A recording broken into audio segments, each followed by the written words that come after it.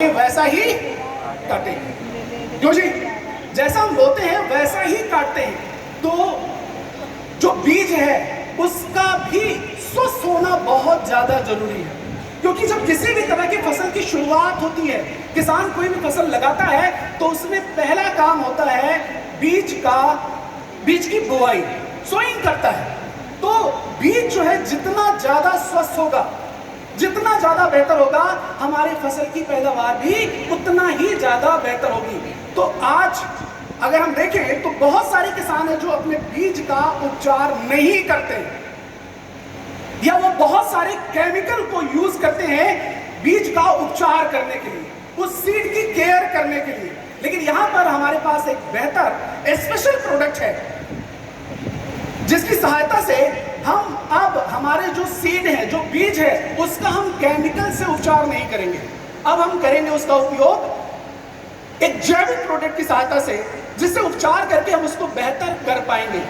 अब अगर हम बात करें उपचार की, तो उपचार क्यों किया जाता है? जो बीज होता है, जब वो खेतों में जब उसकी हम बुआई करते हैं तो उस पर बहुत सारे डिजीज फैक्टर का अटैक होता है, जैसे जीवाणु वाले रोग हैं, फफूंदी वाले रोग हैं, और बहुत सारे कीड़ों का भी उस पर अटैक होता है। इसलिए किसी भी तरह के बीज की अगर हम बुआई करते हैं तो उसका उपचार करना बहुत ही ज्यादा आवश्यक होता है। और अगर हम उपचार करते हैं तो वो बीज सुरक्षित होता है, उसका अंकुरण अच्छा होता है, और बीज जितना ज्यादा अच्छा होगा, हमारी फसल की पैदावार भी उतना ही ज्यादा बेहतर होगी। अब अगर हम जमीनी की हम बात करें तो बीजों में आज के टाइम में बहुत ज्यादा रोग लगने लगे। क्यों रोग लगता है?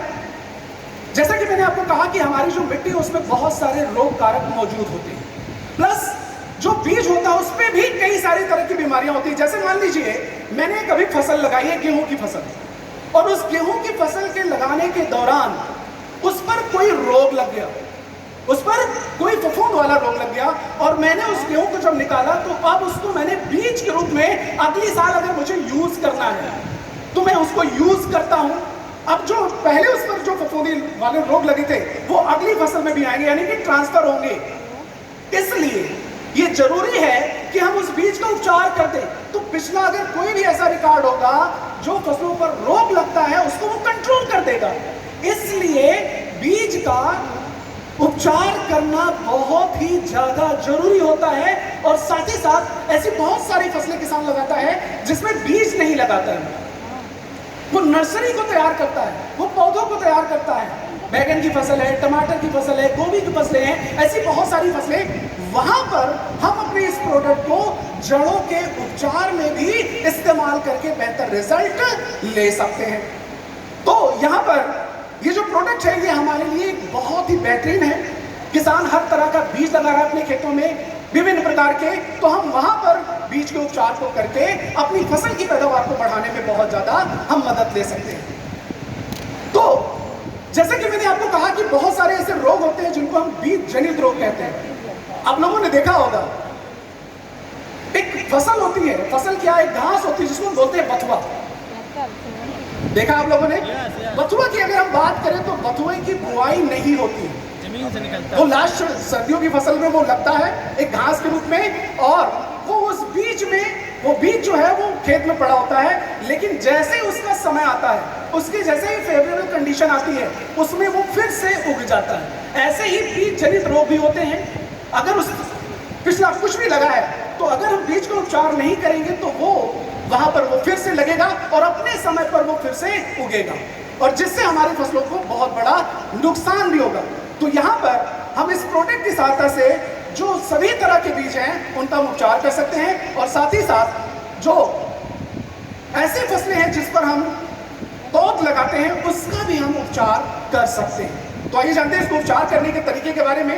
अगर हमें इसके बीज को उपचार करना है तो हमें 1 किलो बीज लेना है, और 1 किलो बीज में 20 ml हम लेंगे अपना प्रोडक्ट सीड केयर, और आवश्यकता अनुसार हम पानी लेकर के उसको कुछ समय के लिए हम भिगो करके रख देंगे, भिगो करके रखेंगे। फिर उसके बाद उसको हम निकालेंगे, उसको कुछ समय के लिए सुखाएंगे, और उसके बाद उसकी हम सोइंग कर देंगे, उसकी बुआई कर देंगे।